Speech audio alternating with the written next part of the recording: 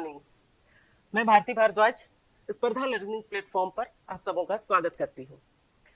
जैसा कि टीम स्पर्धा के द्वारा हमारे कार्यों का डिस्ट्रीब्यूशन किया गया, उसमें मेरी जिम्मेवारी आप सबों तक इंडियन पॉलिटी वाले सेक्शन को पढ़ाना है। इंडियन पॉलिटी हमारे सिलेबस का एक अहम हिस्सा है, चाहे वो मेन का हो या प्रीलिम्स का हो। ये एक ऐसा सेगमेंट है जहां से प्रश्न पूछे ही जाते हैं और आने वाले दिनों में जब आप मेंस देंगे तो इसके बगैर आपका काम चल ही नहीं सकता है, क्योंकि जहां तक करंट इश्यूज है या हमारी पॉलिटी वाले सेक्शन के क्वेश्चन की बातें आए तो हमें इनकी अवधारणाओं को बिल्कुल ही क्लियर तरीके से समझना होगा, क्योंकि इस सब्जेक्ट में समझ और रट्टा मारना दो अलग अलग चीजें हैं। रट के हो सकता है प्रीलिम्स के कुछ क्वेश्चंस आप कर पाए, लेकिन मेन में निश्चित रूप से इसकी अवधारणाओं को समझना बहुत बहुत जरूरी होगा। आप यूपीएससी के ही प्रश्नों में देख लीजिए, अब जो लास्ट लेटेस्ट एग्जाम हुआ यूपीएससी का, उसमें लगभग 16 प्रश्न हमारे पॉलिटी वाले सेक्शन से थे। 16 प्रश्न बहुत ही मायने रखते हैं, तो ऐसे विषय पर अपनी कमांड बनाना हमारी ड्यूटी बनती है, क्योंकि एग्जामिनेशन में अगर आप 16 प्रश्नों को बिल्कुल सही करके आते हैं तो स्वाभाविक है उसका असर आपके रिजल्ट पर पड़ेगा। ऐसा नहीं है कि 16 प्रश्न ही ठीक करने हैं, आपको मैक्सिमम स्कोर करना है, जिससे कि आगे का रास्ता आपके लिए बिल्कुल प्रशस्त हो। ज्यादा समय नहीं गवाते हैं इन सब बातों में, बल्कि हम लोग विषय पर थोड़ी बातें कर ले, क्योंकि जो पॉलिटी वाला सेक्शन है उसकी अपनी एक वैकेबुलरी है। हर एक सब्जेक्ट में कुछ खास शब्दों का इस्तेमाल किया जाता है। अगर आप वो समझते हैं तो आपको आने वाले समय में जो भी बातें थोड़ी सी ना समझने वाली भी हो, इजीली समझ आएंगी और हमारा जो कोर्स है और ज्यादा जल्दी फास्टली आगे चलेगा। नहीं तो आप हर एक शब्द में अटकेंगे, इसका मतलब क्या होता है, विधायी मतलब क्या है, विधायिका मतलब क्या है, विधानसभा क्या है, विधानमंडल क्या है। विधान शब्द से ही तो कई शब्द निकले हुए हैं और हर एक में छोटा छोटा कुछ ना कुछ अंतर आपको दिखाई देगा। हम लोग आज सबसे छोटे या कहा जाए प्राथमिक शब्द जिससे इस सब्जेक्ट का जन्म हुआ है उस पर बात करेंगे, और वो शब्द कौन सा है? राज्य। राज्य शब्द ऐसा है जिसको समझने के लिए ये जरूरी है कि हम उसके तत्वों पर बात करें। राज्य किसे कहते हैं? सामान्य रूप से राज्य हम लोग उस इकाई को कहते हैं जो हमारे देश में छोटे छोटे खंडों में विभाजित है, जैसे बिहार राज्य, जैसे झारखंड राज्य, पंजाब, बंगाल, तमिलनाडु वगैरह वगैरह। लेकिन अगर राज्य व्यवस्था की बात की जाए, पॉलिटी की बात की जाए, तो स्टेट या राज्य एक ऐसी यूनिट है या एक ऐसी अवधारणा है जिसको समझने के लिए उसके तत्वों को समझना अलग होगा, क्योंकि पॉलिटी के शब्दों में राज्य का अलग अर्थ बनता है और प्रोविंस या प्रांत का शब्द जो है वो हमारे इन छोटे राज्यों के लिए इस्तेमाल किया गया है। तो हम लोग चलते हैं, सबसे पहले राज्य से संबंधित जो बातें हैं उसको हम लोग क्लियर कर ले। तो ये है हमारा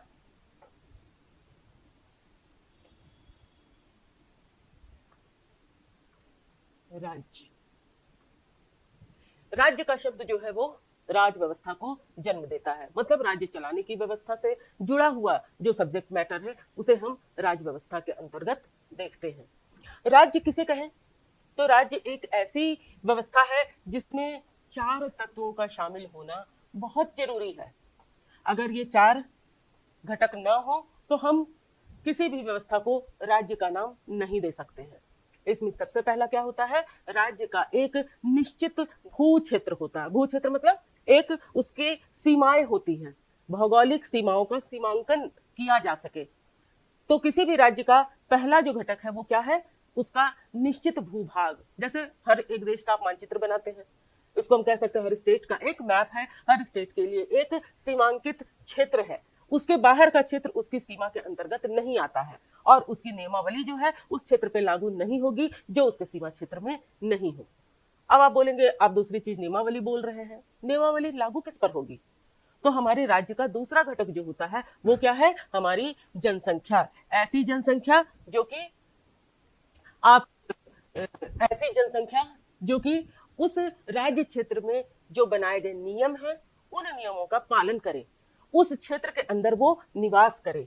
ऐसी जनसंख्या जो कि किसी निश्चित भूभाग क्षेत्र में निवास करती है, उस राज्य के निवासी वो कहलाते हैं। तीसरा घटक अगर राज्य के लिए हम लोग देखें तो वो है हमारी सरकार, यानी नियमों को पूरी तरह से क्रियान्वित करने की जिम्मेवारी जिस पर होती है वो क्या कहलाती है? सरकार कहलाती है। अगर किसी निश्चित भू क्षेत्र में एक जनसंख्या रहती है जो एक सरकार के द्वारा संचालित है तो क्या हम उसे राज्य कहेंगे? अभी भी हम ये कह सकते हैं कि नहीं, वो राज्य नहीं है। क्यों? क्योंकि इन सब के साथ राज्य में प्रभुता यानी स्वतंत्रता का होना जरूरी है।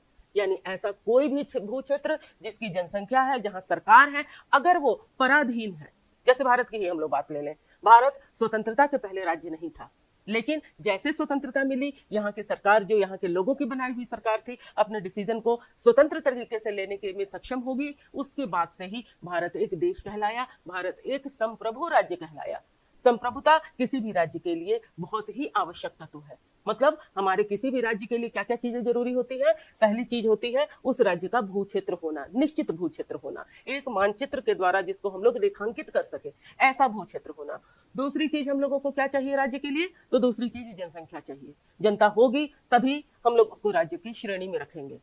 तीसरी चीज क्या चाहिए? तो उस क्षेत्र में एक सरकार होनी चाहिए, मतलब उस जनता को संचालित करने के लिए, उस जनता के विवादों को सुलझाने के लिए जो भी नियमावली बनी हो उसको एग्जीक्यूट कराने की जिम्मेवारी जिस पर हो सके, वो क्या कहलाती है? सरकार कहलाती है। तो सरकार का होना भी किसी राज्य के लिए बहुत जरूरी होता है। और लास्टली हम लोग क्या देखते हैं? संप्रभुता। संप्रभुता का होना किसी भी राज्य के लिए अति आवश्यक तत्व कहा जा सकता है। क्लियर है? राज्य क्या है? राज्य एक ऐसी अवधारणा है जिसके लिए एक निश्चित भूभाग का होना, एक जनसंख्या का होना, तीसरी सरकार का होना और चौथे संप्रभुता का होना बहुत बहुत जरूरी होता है। क्लियर है? अब हम लोग बात करें कि अगर इतनी चीजें हैं तो इसमें शासन चलाने के लिए कुछ ना कुछ तो प्रणाली होगी ही। जैसे हम लोग पहले बात करते थे, राज्य है, राजा है, राजतंत्र है, यानी शासन की कई तरह की प्रणालियां हमारे प्राचीन काल से लेकर अब तक बहुत सारी प्रणालियां बनाई गई, जिसको कुछ लोगों ने अब तक प्राचीन काल से अब तक बनाए रखा है और कई देशों ने इसमें तरह तरह के परिवर्तन करके इसके अलग अलग नामों से इनको व्यवस्थित रूप दे रखा है। अगर हम शासन प्रणालियों की बात कहें तो उसके कई आधार हो सकते हैं। तो हम लोग सबसे पहले देखते हैं कि शासन करने वाले लोगों के आधार पर हम किन किन तंत्रों को देखते हैं, शासन के किन किन टाइप्स को हम लोग देखते हैं। गवर्नेंस के एक नहीं कई तरीके हैं, जिसमें सबसे पुराना और सबसे पहला जो तंत्र रहा है वो है राजतंत्र। ऐसा तंत्र जिसमें राजा होते थे। हम लोग कहानियों में भी पढ़ते हैं और अभी भी कई देशों में राजा शब्द या किंग शब्द का इस्तेमाल होता है, किंगशिप जिसको कहा जाता है अंग्रेजी में। तो इस किंगशिप की कुछ विशिष्टताएं हैं। आप किसको कहिएगा किंगशिप? इसके लिए हम लोग ये देखते हैं कि जो किंगशिप है वो शासन व्यवस्था है जिसके अंतर्गत एक राजा या एक व्यक्ति के अंदर ही सारी शक्तियां समाहित होती है। वो जैसा चाहेगा अपने क्षेत्र विशेष में कानून बनाएगा, नियमावली बनाएगा, उसको अपने तरीके से लागू करेगा। हो सकता है कोई राजा बहुत ही जनता का ख्याल रखने वाला हो, ऐसा भी हो सकता है बहुत निरंकुश हो, लोगों को बहुत सताने वाला हो। बहुत सारे राजाओं की कहानियों को भी हम लोगों ने पढ़ा और सचमुच भी ऐसा होता था कि कुछ राजा तो बहुत ही कल्याणकारी होते थे, जनता के कल्याण को देखते थे, धर्मानुसार आचरण उनका होता था, और कई बहुत बदमाश भी राजा होते थे। तो ऐसा तंत्र जिसमें एक व्यक्ति के अंतर्गत सत्ता की शक्तियां निहित हो उसे हम राजतंत्र कहेंगे। और इस व्यक्ति का पद जो होता था वो किस तरह से उसको मिलता था? तो पैतृक आधार पर, हेरिडिटरल पोस्ट होता था। मतलब किसी के पिता अगर राजा है तो बच्चों को यह अधिकार होता था कि उनमें से किसी एक बच्चे को राजा बनाया जाए। ऐसा तंत्र क्या कहलाता था? राजतंत्र। आज भी है कहीं कहीं, लेकिन ये पूरी तरह से विशुद्ध रूप से राजतंत्र जो है वो कुछ ही जगहों पे अब रह गया है, जिसको मोनार्की या एब्सोल्यूट मोनार्की के नाम से हम लोग कहेंगे। मोनार्की मींस जनरल राजतंत्र, जहां नाम के लिए राजतंत्र है, और एब्सोल्यूट मोनार्की वो मोनार्की होगी जहां सचमुच आज भी किसी एक व्यक्ति विशेष में ही सत्ता की सारी शक्तियां अंतर्निहित हो। उसके अनुसार ही वो दिन बोले तो दिन है, वो रात बोले तो रात है, जैसा चाहे वो अपना नियम जो है वो लागू कर सकता है। तो ऐसा कहाँ है? अभी अगर देखें तो ब्रुनई में है, इसके अलावा यूएई में है, जहां पर एब्सोल्यूट मोनार्की है। लेकिन मोनार्की जो है वो कहाँ आपको दिखाई देगी? ब्रिटेन में। वहां आज भी राजा और रानी है, लेकिन शक्ति पूरी तरह से उनमें नहीं है। उनके सहयोग के लिए कुछ संस्थाएं हैं, उनके परामर्श से ही वो अपने डिसीजंस लेते हैं, ये नहीं कि मनमाने तरीके से ले। लेकिन अगर आप यूएई में देखें तो वहां आपको ये आज भी दिखेगा। तो एब्सोल्यूट मोनार्की अब बहुत कम जगह ही रह गई है, लेकिन जो मोनार्की है वो कई जगह आपको दिखाई देगी। थाईलैंड में दिखाई देगी, ब्रिटेन में दिखाई देगी। चलिए हम लोग आगे उस पर देखेंगे कि कहाँ कहाँ क्या क्या व्यवस्थाएं हैं। वैसे तो हमारा जो सिलेबस है वो हमारे भारत की ही राजनीतिक व्यवस्था को से जुड़ा हुआ है, फिर भी देश विदेश की बातें आपके एग्जाम के पॉइंट ऑफ व्यू से आपको जाननी ही चाहिए। अब अगला जो अगर तंत्र हम लोग देखते हैं वो है हमारे देश का तंत्र, जिसको लोकतंत्र कहते हैं। ऐसा नहीं कह सकते हैं कि हमारे देश में ही है, बल्कि कई जगहों पर है, जिसे हम कहते हैं लोकतंत्र। और भी नाम है इसके, प्रजातंत्र।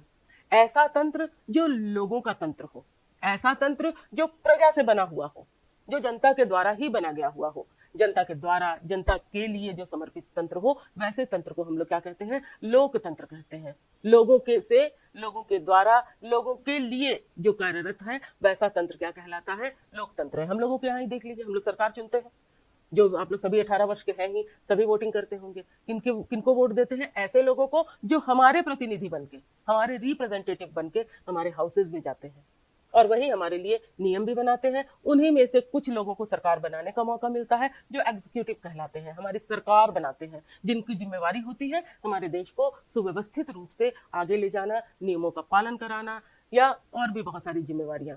ऐसा तंत्र जो जनता से बना हुआ हो। ऐसा ही आप अमेरिका में भी देखते हैं। अमेरिका भी क्या है? एक डेमोक्रेटिक कंट्री है, मतलब वहां भी प्रजातंत्र है। वहां के भी राष्ट्राध्यक्ष को कौन चुनता है? जनता चुनती है। तो इस तरह से अगर आप देखें तो ये दो तंत्र आप लोगों को तो समझ आ ही गए होंगे। इसके अलावा एक निरंकुश तंत्र की भी व्यवस्था है।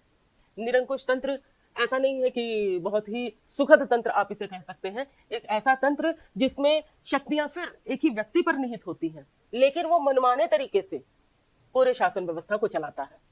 उसमें उसके शासन का जो तरीका होता है वो लोकहित से नहीं जुड़ा हुआ होता है। जनता के सुख दुख का उसमें कोई ख्याल नहीं रखा जाता है, बल्कि ये तंत्र ऐसा होता है जो कि अपनी मर्जी से शासन चलाता है। ये एक व्यक्ति भी हो सकता है या एक समूह भी हो सकता है। समूह का अगर उदाहरण ले तो हम लोगों को तालिबानी शासन आप कह सकते हैं। एक तालिबान नाम का समूह जो कि किसी क्षेत्र विशेष पे जाके अपने मनमाने ढंग से शासन चला रहा हो। और कभी कभी एक व्यक्ति में भी ऐसा होता है। और ताज्जुब की बात है, आज के भी मॉडर्न एरा में इस तरह की व्यवस्थाएं हम लोगों को देखने को मिलती है। और वो उत्तर कोरिया आप देखते ही हैं कि वहां का किम जोंग जो है वो अपने मनमाने तरीके से अपने देश को चलाता है। वहां की एक बात बाहर तक नहीं आती है, हम लोगों को कोई सूचनाएं वहां से नहीं मिलती हैं, या उनका पूरे विश्व से भी अगर देखा जाए तो कनेक्शन बहुत स्ट्रांग नहीं दिखेगा। वो कट रखते हैं, अपनी बातों को अपने लीक नहीं होने देते हैं। अपने इच्छानुसार जो वहां के शासनाध्यक्ष हैं वो अपने देश को चलाते हैं, जिसे हम निरंकुश शासन के नाम से जानते हैं। इसके बाद आता है गणतंत्र। इस शब्द का भी इस्तेमाल बार बार होगा, क्योंकि भारत क्या है? एक लोकतांत्रिक गणराज्य है। स्कूल के समय भी आप लोगों ने इस टर्म को जरूर पढ़ा होगा कि भारत क्या है? एक रिपब्लिक देश है और एक डेमोक्रेटिक कंट्री है। एक ऐसा देश है जहां पर प्रजातंत्र है और साथ ही साथ गणराज्य की भी व्यवस्था यहाँ पर की गई है। तो गणराज्य किस व्यवस्था के अंतर्गत आता है? ऐसी शासन व्यवस्था जहां पर राष्ट्राध्यक्ष सीधे जनता के द्वारा चुना गया हो। डेमोक्रेटिक व्यवस्था में ही गणतंत्र हो सकता है। जो भी रिपब्लिक है वहां पर डेमोक्रेटिक व्यवस्था होगी ही, क्योंकि इसकी विशेषता ही यही है कि हमारे यहाँ जो राष्ट्राध्यक्ष, मतलब गणराज्य में जो राष्ट्राध्यक्ष होता है वो सीधे जनता के द्वारा चुना हुआ होता है। या आप ये कह सकते हैं कि जो राष्ट्राध्यक्ष होता है वो जनता का प्रतिनिधि होता है। आप हमारे यहाँ देख रहे हैं, आप अमेरिका में भी देख सकते हैं। इन दो देशों में तो क्लियरली आपको दिखाई देगा कि वहां की जो वास्तविक राष्ट्राध्यक्ष, वास्तविक मतलब जो शक्तियों को अपने ढंग से यूज कर सकता है, वो किसके द्वारा चुना गया होगा? तो हमारे जनता के द्वारा चुना गया होगा। जनता के द्वारा चुना गया तंत्र एक तो डेमोक्रेटिक हुआ, जनता के द्वारा चुना गया ऐसा तंत्र जिसमें राष्ट्राध्यक्ष को जनता सीधे चुनती है, वो क्या कहलाता है? हमारा रिपब्लिक राष्ट्र या हमारा गणतंत्र। एक तंत्र और भी है। एक तंत्र क्या, वैसे तो कई तंत्र हैं जो हमेशा सुर्खियों में रहने वाले तंत्र हैं। हम लोग उसकी विशिष्ट रूप से चर्चा कर रहे हैं, और जो हमें अपने प्रश्नों को समझने में सहायक हो, ऐसे ही तंत्रों का हम लोग विशेष रूप से यहाँ पर चर्चा कर रहे हैं। वो है हमारा थियोक्रेसी या धर्मतंत्र। धर्मतंत्र ऐसा तंत्र जो किसी विशेष धर्म के नियमों के अनुसार चलता हो। जैसे आप शरिया का शासन सुनते होंगे। शरिया मतलब इस्लामिक कानून। कई राष्ट्र ऐसे हैं, आप मिडल ईस्ट में देख सकते हैं, हमारे बगल वाले पाकिस्तान में आप देख सकते हैं कि वहां पर किसी सैद्धांतिक आधार पर या धर्म के अलावा किसी आधार पर शासन नहीं चलाया जाता है, बल्कि वहां की जो भी नियमावली जनता के लिए सुनिश्चित की गई है, देश के लिए सुनिश्चित की गई है, उसका आधार क्या है? धर्म है। तो आज भी हम लोगों को धर्मतंत्र भी देखने को मिलता है। पहले नेपाल में भी ऐसा था कि धर्म के अनुसार ही नियमावली बनाई जाती थी या देश को चलाया जाता था। तो हिंदू राष्ट्र भी था, अब तो नहीं रहा नेपाल, लेकिन आपको अभी बहुत सारे ऐसे इस्लामिक राष्ट्र दिखाई देंगे जहां का पूरा कानून, पूरा देश की व्यवस्था जो है वो किसके अनुसार चलती है? शरिया या इस्लामिक धर्म के अनुसार चलती है। तो ऐसे राष्ट्र को हम लोग धर्मतंत्र वाला राष्ट्र कहेंगे। तो हम लोग क्या क्या देख लिए कि पहला हम लोगों को मोनार्की या राजतंत्र, मोनार्की या राजतंत्र में हम लोगों ने क्या देखा? एक ऐसा शासन तंत्र जहां पर शक्ति किसी एक व्यक्ति पर निहित हो, और वो व्यक्ति किस रूप से अपने पद को प्राप्त करता है? तो हेरिडिटरल या अपने पैतृक पद के रूप में उस पद को प्राप्त करता है। अभी अगर देखा जाए तो अब बहुत कम ही देशों में ऐसी व्यवस्था है जो वास्तविक रूप से मोनार्की के रूप में हो। दूसरा हम लोगों ने क्या देखा कि लोकतंत्र मतलब जनता का तंत्र। जनता का तंत्र अधिकांश देशों में आप देख सकते हैं, क्योंकि विशेष रूप से जो शिक्षित या थोड़े विकसित राष्ट्र हैं उन सभी में इस तंत्र को अपनाया गया है। तीसरा तंत्र हम लोग क्या देख रहे हैं, गणतंत्र। ऐसा गण राज्य या ऐसा देश जहां पर राष्ट्राध्यक्ष को जनता सीधे चुनती है, जैसे हम लोग हैं। उसके अलावा हम लोग क्या देख रहे हैं, एक धर्मतंत्र, जहां का शासन जो है वो किसके द्वारा चलाया जाता है, तो किसी धार्मिक व्यवस्था के अनुसार चलाया जाता है। आशा है आपको यहाँ तक की बातें तो समझ आई होंगी। अब हम लोग आगे कुछ टर्म्स पे विचार करते हैं जो हमारे कॉन्स्टिट्यूशन से जुड़े हुए हैं, हमारे संविधान से जुड़े हुए हैं, जिनको समझना आपके लिए बहुत जरूरी है, क्योंकि शुरू से ही एक क्लियर कंसेप्ट लेके अगर इस विषय को चले तो हम लोगों को पढ़ने में काफी मजा आएगा और समझने में भी काफी आसानी होगी। बहुत इंटरेस्टिंग विषय है जो कि आप आसानी से देख सकते हैं और समझ सकते हैं। अब हम लोग आगे चलते हैं कि हमारे देश में जो शासन प्रणाली है उसमें कई तरह के सिस्टम जो है वो कार्यरत है, जिसको हम लोग दो भाग में बांट के देखते हैं। पहला केंद्र और प्रांत के संबंधों के आधार पर, मतलब सेंट्रल और स्टेट रिलेशन के बेस पर, और दूसरा हम लोग देखते हैं कि कार्यपालिका और विधायिका के संबंधों के आधार पर। हम लोग सबसे पहले इन सबों में ये देखेंगे कि कार्यपालिका क्या है, विधायिका क्या है, केंद्र क्या है, प्रांत क्या है, और इनके बीच संबंधों से ये व्यवस्था कैसे निकल के आई है। पहली चीज कि हम लोग बात करें केंद्र और राज्य की। हमारे यहाँ जो वैश्विक स्तर पर देश है उनका साइज एक सा नहीं है। ऐसा नहीं है कि विश्व के सभी देश एक साइज के हैं। कोई बहुत छोटे देश हैं, नेपाल को ही देख लीजिए, बहुत छोटा सा देश है। भूटान को देख लीजिए, बहुत छोटा सा देश है। हमारा भारत विशाल है, हमसे विशाल अमेरिका है। उसके अलावा आप अफ्रीका को देख लीजिए, वो भी काफी बड़ा एक राष्ट्र कहा जा सकता है। चीन का साइज बहुत बड़ा है, वहीं स्विट्जरलैंड बहुत छोटा सा है। तो ऐसे आपको पूरे वैश्विक स्तर पे अलग अलग साइज या क्षेत्रफल वाले देश दिखाई देंगे। तो ऐसे में अगर आप देखें कि शासन चलाना क्या सभी जगह एक सी बात होगी? बिल्कुल नहीं।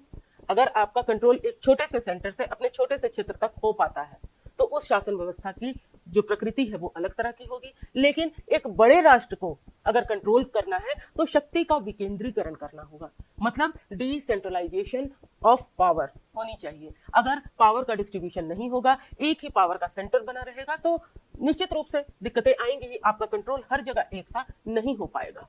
तो इस आधार पर अगर हम लोग देखें तो शासन करने के तरीके भी अलग अलग होंगे, जिसमें सबसे ज्यादा जो चर्चित तरीका रहा है वो है हमारा संघात्मक शासन तंत्र या फेडरल सिस्टम। शासन का कैसा सिस्टम? फेडरल सिस्टम, जिसमें पूरे देश को कई छोटे छोटे हिस्सों में बांटा गया है, या कहा जाए कि बहुत सारे छोटे छोटे हिस्से मिलकर एक देश का निर्माण करते हैं, जिनके बीच शक्तियों का स्पष्ट पृथक्करण होगा। मतलब जो कानून बनाने की शक्ति है वो दो जगह बटी हुई होगी, एक सेंटर में, एक स्टेट में। सरकार अगर देखा जाए एक सेंट्रल लेवल पर होगी, एक स्टेट लेवल पर। स्टेट छोटा हो गया, सेंटर बड़ा हो गया। तीसरा अगर देखें वित्तीय शक्तियां, फाइनेंशियल जो भी चीजें हैं, जो रिसोर्सेज हैं, उनका बंटवारा, टैक्सेशन, इन सबों में भी पूरी तरह से क्लियरिटी होगी कि कौन सा टैक्स किसका होगा, कितना धन सेंटर के पास रहेगा, कितना धन स्टेट के पास रहेगा, या स्टेट अपने उगाए हुए धन को खुद यूज करेगा, सेंट्रल को कुछ परसेंटेज दे देगा। ये उस राष्ट्र के निर्माण के समय ही बहुत हद तक तय हो जाता है। जैसे आप अमेरिका में देखिए तो वो भी फेडरल स्टेट है, जहां पर केंद्र और राज्यों की शक्तियों का पृथक्करण किया गया है। साथ ही एक बहुत ही इंपॉर्टेंट फीचर इसमें आपको दिखाई देगा कि जो भी सेंटर है वो स्टेट को कभी भी खत्म नहीं कर सकते हैं। हमेशा ही जो राज्य है वो राज्य के रूप में रहेंगे।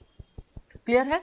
मतलब एक ऐसा भू क्षेत्र जिसमें कई छोटे छोटे राज्य मिलकर एक बड़े राज्य का निर्माण करें, और बड़े राज्य के कुछ कॉमन जो प्रॉब्लम है या कॉमन जो विषय है, सब्जेक्ट मैटर है, उन पर एक सेंटर में पावरफुल सरकार बनाई जाए। जैसे युद्ध के समय कैसा होना चाहिए या विदेशी संबंधों को डील कैसे किया जाए, उसको एक सेंटर डील करेगा। लेकिन जो स्थानीय या लोकल इश्यूज होंगे वो राज्य के पास होंगे, जिसमें सेंटर का इंटरफेरेंस नहीं होगा। उसमें कभी भी केंद्र जो है वो राज्यों के गतिविधियों पर, कार्यों में किसी तरह का हस्तक्षेप नहीं करेगा, और ये पहले से फुल फाइनल होगा जब वो राष्ट्र बना। जैसे अमेरिका में देख लीजिए, वहां सेंटर भी है, स्टेट भी है, लेकिन कभी भी ऐसा नहीं होता है कि जो स्टेट है वो सेंटर के अधीन हो। आप ऐसा कभी नहीं सुने होंगे कि अमेरिका में एक नए स्टेट का फॉर्मेशन हुआ पुराने स्टेट को काट कर, जैसे हमारे यहाँ आप देखते हैं हमारे यहाँ राज्यों का बंटवारा होता है, सेंटर अपने सुविधा अनुसार या राज्यों की मांग पर हमारे राज्यों को बांटती है। हमारा झारखंड भी तो वैसे ही बना है, बिहार से हम लोग अलग हुए और इसके लिए सेंटर ने कानून बनाया। पर अमेरिका में ऐसा नहीं है, जहां पर प्योर संघात्मक व्यवस्था है वहां ऐसा नहीं होता है, वहां स्टेट हमेशा रहते हैं। वह अगर आप इसको एक लाइन में कहें तो ये अविनाशी राज्यों का अविनाशी संघ है। मतलब ना तो राज्य खत्म होगा, ना पूरा बड़ा जो राज्य बना है वो खत्म होगा। प्रांत का अस्तित्व भी हमेशा रहेगा और सेंटर का अस्तित्व भी हमेशा रहेगा, लेकिन हस्तक्षेप न्यूनतम होगा। बस उसी मैटर पे होगा जो पहले से ही तयशुदा है कि भाई इन मैटर्स पे हमारी एक कॉमन राय होगी, या सेंटर ही इन विषयों को देखेगा। ये जब देश बना होगा उसी समय इसको तय कर दिया गया। लेकिन अगर ऐसा किया जाए कि नेपाल को छोटे छोटे हिस्सों में बांटा जाए और सेंटर स्टेट के बीच अगर शक्तियों का बंटवारा किया जाए, तो ये सचमुच हास्यास्पद है। इसमें हंसी ही आएगी कि कैसे हो सकता है, इतना छोटा सा देश है, एक एक शहर ही वहां का एक एक देश बन जाएगा। तो ये तो फिर गड़बड़ सी व्यवस्था होगी। नेचुरल है, ऐसे जो छोटे छोटे देश हैं इन व्यवस्थाओं को नहीं अपनाए हुए हैं, बल्कि उनके लिए एक और व्यवस्था है जिसको एकात्मक शासन व्यवस्था कहते हैं, यूनिटरी फॉर्म ऑफ गवर्नमेंट या यूनिटरी सिस्टम भी आप कह सकते हैं। ऐसी शासन व्यवस्था जहां पर एक ही सेंटर हो और पूरे देश के लिए वो काम करे। आपकी सुविधा के लिए हम लोग स्लाइड को आप देख सकते हैं, इसको आप नोट डाउन कर लें तो समझने में आसानी होगी कि ऐसी शासन व्यवस्था जहां पर शक्ति का एक ही केंद्र हो और वही सारे डिसीजन पूरे राज्य क्षेत्र के लिए ले, तो ये व्यवस्था क्या कहलाती है? यूनिटरी फॉर्म ऑफ गवर्नमेंट या एकात्मक शासन व्यवस्था। तो अभी हम लोगों ने क्या क्या देखा?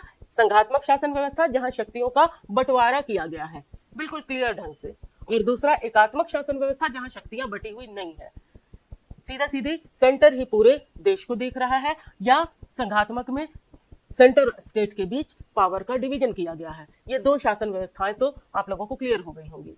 तीसरी जो शासन व्यवस्था है वो शासन व्यवस्था कहलाती है परिसंघात्मक व्यवस्था। परिसंघात्मक व्यवस्था ऐसी व्यवस्था है जिसमें छोटे छोटे देश मिलके या छोटे छोटे प्रांत मिलके एक देश का निर्माण करते हैं, और किसी भी इकाई को कभी भी उससे अलग होने का भी अधिकार होता है। मतलब वो कभी भी डिस्ट्रॉय हो सकता है। एक एक करके अगर छोटे छोटे जो संघ या कहा जाए छोटे छोटे जो प्रांत हैं, वो छोटे या बड़े भी प्रांत हो सकते हैं, जो प्रांत है वो सेंटर से कभी भी अपनी मर्जी से अलग हो सकते हैं। जैसे पहले जो संयुक्त रूस जो था हम लोगों का, वो वैसा ही था क्षेत्र, लेकिन उससे कुछ कुछ राज्य हटते चले गए और वो पूरी तरह से विगंडित हो गया। सेंटर जो है वो रहा ही नहीं, क्योंकि राज्य ही नहीं रहे और हर एक छोटी इकाई एक स्वतंत्र देश के रूप में स्थापित हो गई। तो सोवियत रूस जो था वो इसका उदाहरण था। अभी अगर देखा जाए तो हमारे वैश्विक स्तर पर वैसे तो कोई देश नहीं दिखाई देता है जो कि इस तरह के फेडरेशन के रूप में चल रहा हो।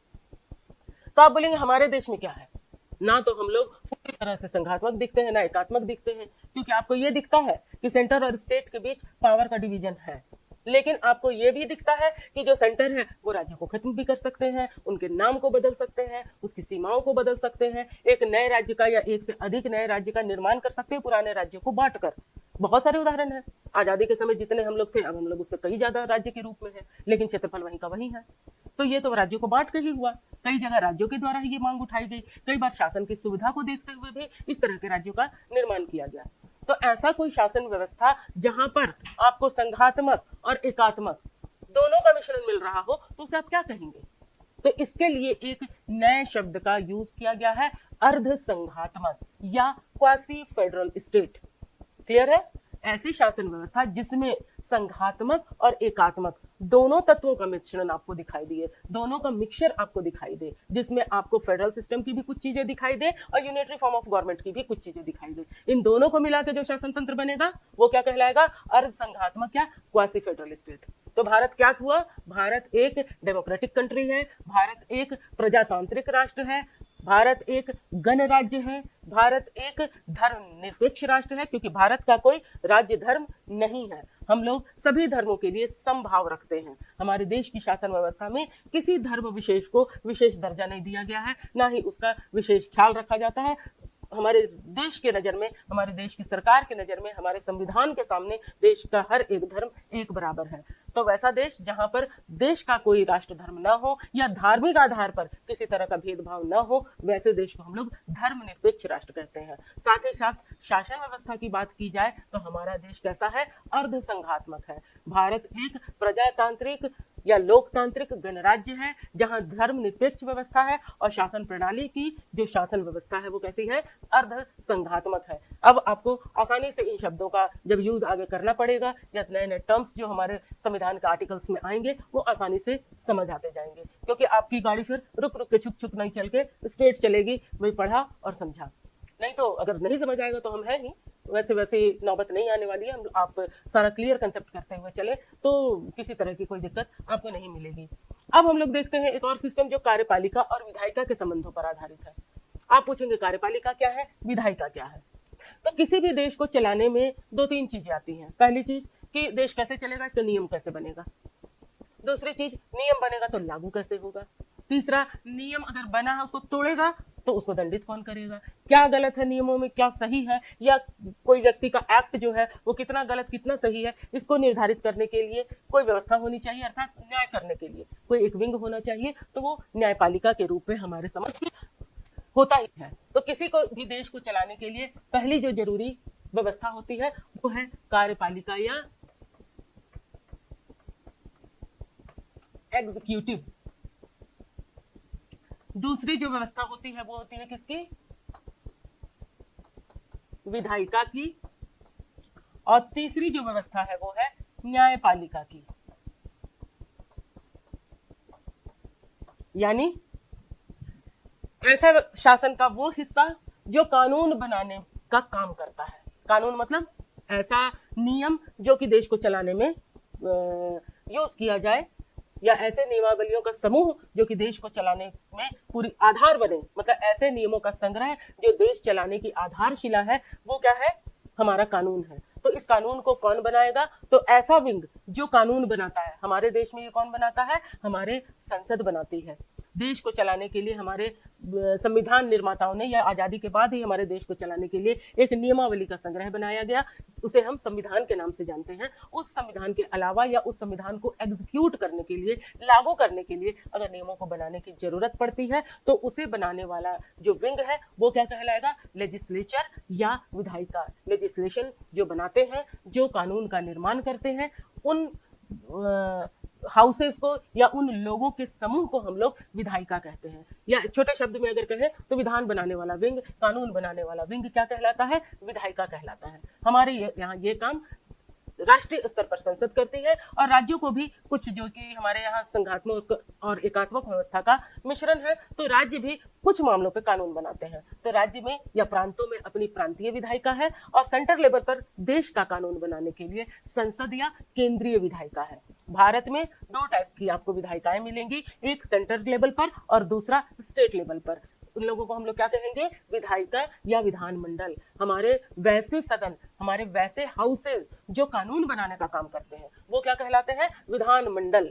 तो हमारे सेंटर में भी विधानमंडल है, हमारे स्टेट में भी विधानमंडल है, हमारे प्रांतों में भी विधानमंडल है, हमारे केंद्र का भी एक विधानमंडल है, जिसमें सदनों की संख्या 2 है। दूसरा जो है, जो विधायिका ने कानून बनाया उस कानून को लागू जो करती है, वैसे विंग को हम लोग कार्यपालिका या एग्जीक्यूटिव कहते हैं। एग्जीक्यूट कराना मतलब लागू कराने की जिम्मेवारी जिस विंग पे होती है वो क्या है, हमारी एग्जीक्यूटिव है, वो हमारी कार्यपालिका है। कार्यपालिका का काम क्या है, कानून को सही तरीके से लागू करवाना, उन कानूनों को जो हमारे संविधान में दिए गए हैं लागू करवाने के लिए पॉलिसीज बनाना, नीति बनाना। ऐसा विंग जो पॉलिसी मेकर हो और पॉलिसी को एग्जीक्यूट कराने की जिस पर जिम्मेवारी हो वो क्या कहलाता है, एग्जीक्यूटिव कहलाता है। या ऐसा विंग जो कि हमारे यहाँ कानून को लागू करवाता है वो क्या कहलाएगा, एग्जीक्यूटिव या कार्यपालिका। क्लियर है, विधान बनाने वाला विधायिका, कानून को लागू या विधान को लागू करवाने वाला कार्यपालिका। पहला लेजिस्लेचर, दूसरा एग्जीक्यूटिव, और तीसरा विंग जो है वो कौन सा है, न्यायपालिका। यानी ऐसा विंग जिसका जिम्मा क्या होता है, देश में जो भी महत्वपूर्ण विवाद हो उसको संविधान के आधार पर व्याख्यायित करना, और जो भी गलतियां होती हैं लोगों, या कहा जाए कानून तोड़ने का जो लोग काम करते हैं उनको दंड देना।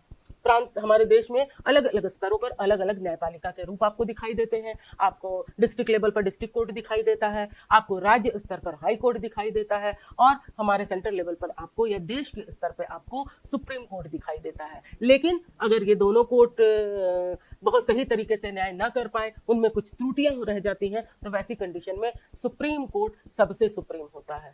सुप्रीम कोर्ट नाम से ही आपको पता चल रहा है, सुप्रीम कोर्ट सबसे ऊपर वाला हिस्सा हमारे न्यायपालिका का जो है वो कोर्ट या न्यायपालिका कहलाती है। तो इसको हम लोग देख लिए कि किसी भी देश को चलाने के लिए 3 तरह के कार्य भी है और 3 तरह के व्यवस्थाएं भी हमारे यहाँ दी गई है। संविधान में इसको काफी डिटेल किया गया है। कार्यपालिका को हम लोग अलग से पढ़ेंगे, विधायिका को हम लोग अलग से पढ़ेंगे, न्यायपालिका को अलग से पढ़ेंगे, क्या क्या इसमें हमारे नियम है, उन सभी नियमों को हम लोग अच्छी तरह से देखते हुए आगे की पढ़ाई को चालू रखेंगे। विधायिका, कार्यपालिका और न्यायपालिका के कार्यों को तो हम लोगों ने क्लियरली देख लिया।